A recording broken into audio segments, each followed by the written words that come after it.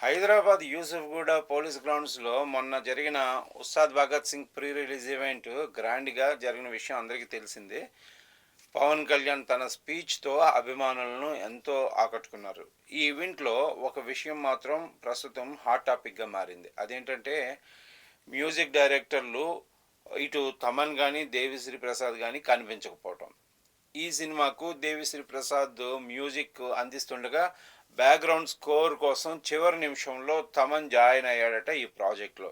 అయితే వీళ్ళిద్దరూ ఈ ఈవెంట్కి రాకపోవటం ఫ్యాన్స్లో సందేహాలను రేపింది. ఇదిలా ఉంటే డైరెక్టర్ హరీష్ శంకర్ సోషల్ మీడియాలో ఈ సందర్భాన్ని పురస్కరించుకుని ఒక వీడియోని విడుదల చేసి క్లారిటీ ఇచ్చారు. అదేంటంటే తన స్పీచ్లో రాశీ ఖన్నా తమన్ పేర్లు చెప్పడం మర్చిపోయానని ఆయన చెప్పారు. అయితే తమన్ గురించి మాట్లాడిన హరీష్ శంకర్ ఎమోషనల్గా మాట్లాడారు.